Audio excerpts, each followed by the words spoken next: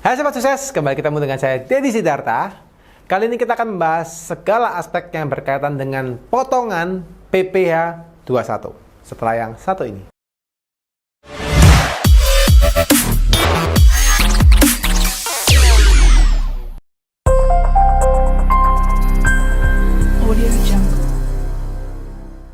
Oke teman-teman, ini kali ini saya akan buat konten terkait dengan banyaknya pertanyaan terkait dengan PPh 21 ya, supaya teman-teman juga paham.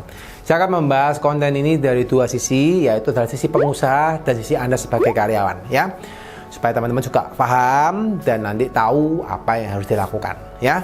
By the way, saya jelaskan dulu nih ya, kenapa kok ada namanya pajak penghasilan 21 atau namanya PPh 21. Nah, by the way, PPh 21 ini dikenakan atau diwajibkan untuk Anda sebagai pengusaha dalam melakukan pemungutan pajak kepada pihak yang Anda berikan kerja. Ya.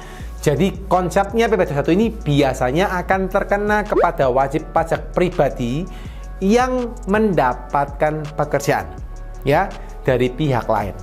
Misal saja Anda sebagai karyawan, Anda mendapatkan pekerjaan daripada perusahaan Anda, ya.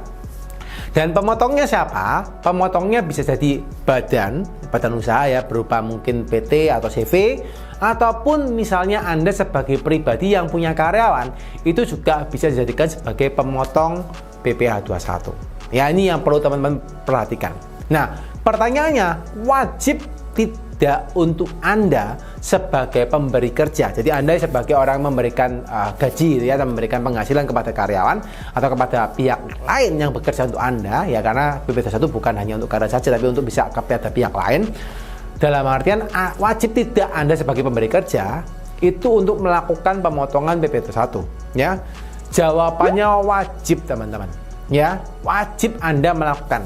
Masalahnya banyak sekali orang yang tidak tahu dan tidak melakukan. Ya, misal saja Anda sebagai pribadi, Anda tidak pernah terkait dengan PPh 21 gitu ya. Mungkin Anda masih pakai PPh UMKM 0,5%, atau Anda mungkin masih pakai norma cara perhitungannya. Jadi Anda tidak aware terkait dengan PPh 21. Anggap aja PPh 21 ini nggak penting. Tapi teman-teman perlu saya perlu saya infokan kepada teman-teman semuanya bahwa kedepannya penting sekali Anda memiliki pembukuan perpajakan yang baik ya. Nah, kalau Anda memiliki pembukuan perpajakan yang baik, maka di dalam pembukuan Anda harus tertera berapa biaya gaji, berapa biaya upah yang akan atau harus Anda bayarkan atau sudah Anda bayarkan kepada pihak lain, entah karyawan, entah pihak ketiga, dan siapapun itu yang Anda bayar.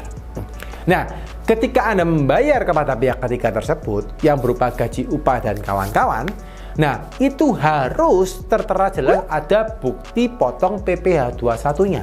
Ya, itu sebagai bukti Anda kepada petugas pajak bahwa Anda memang benar-benar melakukan pemberian kerja, pemberian gaji atau upah kepada pihak lain sebagai bentuk apresiasi Anda, ya, bentuk terima kasih Anda sebagai gaji dan upah tadi ya kepada pihak lain. Nah, dan tentunya teman-teman di dalam sana, kalau memang ada batas-batas tertentu nih, contohnya Anda misalnya ada yang gajinya dari 4,5 juta, maka itu wajib Anda potong PPh 21 ya. Pertanyaannya, bagaimana kalau seandainya Anda nggak memotong PPh 21 ya? Maka misalnya Anda nggak memotong PPh 21 teman-teman, ada dua kemungkinan yang akan dilakukan oleh pemeriksa ya.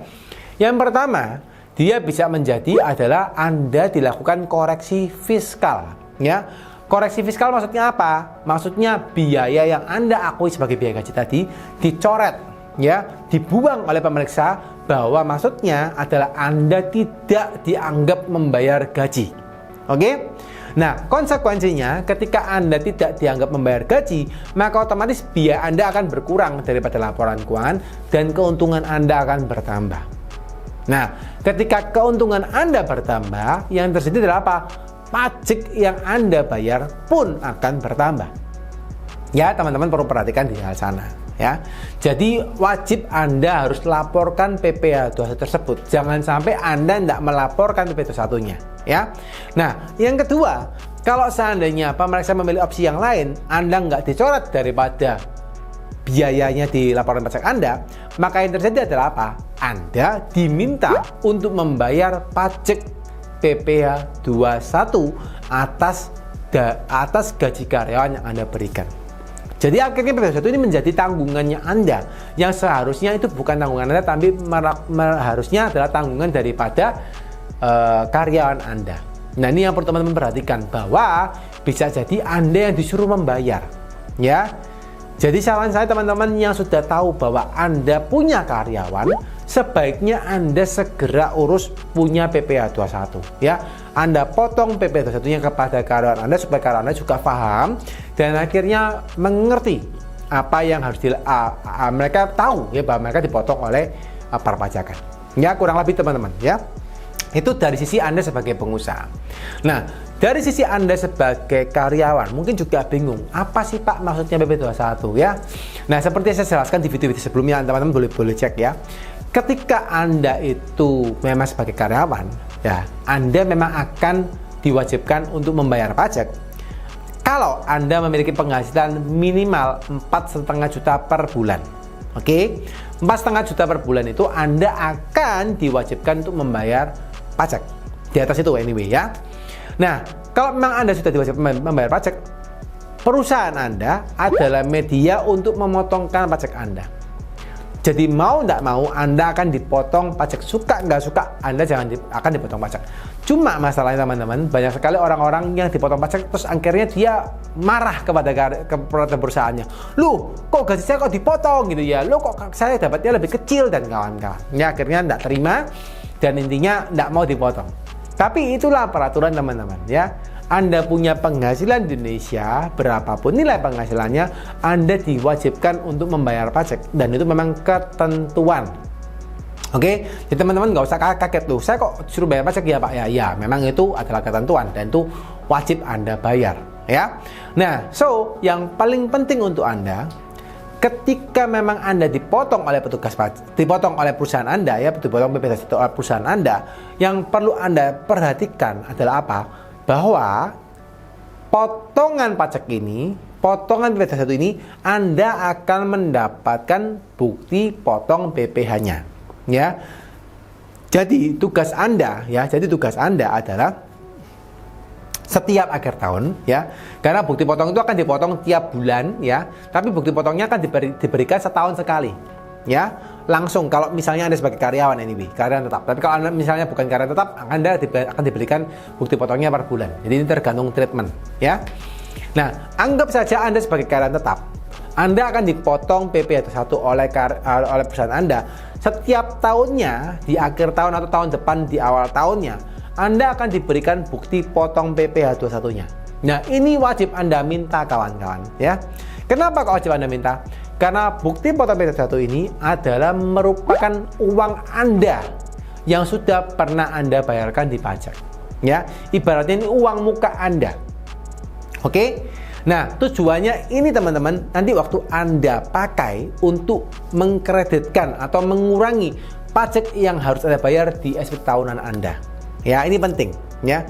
Begitu Anda mendapatkan bukti potong, bukan berarti tugas Anda selesai. Oke, Anda mendapatkan bukti potong PPh 21 dari perusahaan. Oke, tugas saya sudah nggak perlu lagi Pak. Bukan gitu, ya. Ini juga banyak yang nggak ngerti, banyak yang keliru. Akhirnya kena denda pajak lumayan gede juga, gitu ya.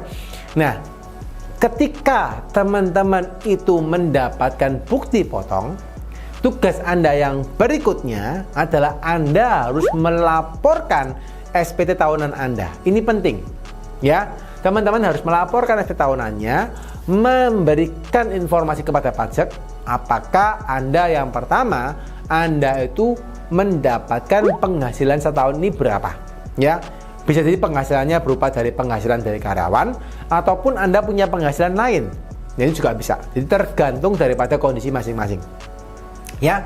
Nah, kalau misalnya Anda mendapatkan penghasilan lain, maka Anda tambahkan penghasilan dari karyawan seberapa, penghasilan lainnya berapa.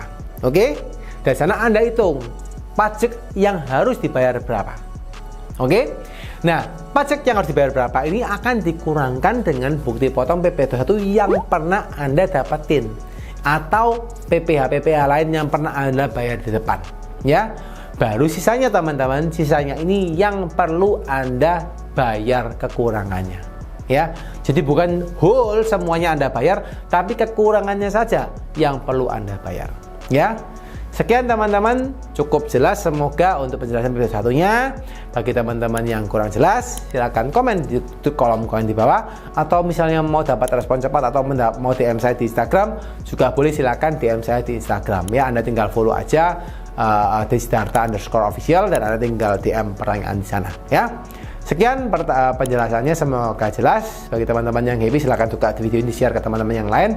Dan semoga teman-teman yang menonton sampai akhir selalu diberkatin, selalu sehat, selalu berbahagia, dan selalu sukses luar biasa ya.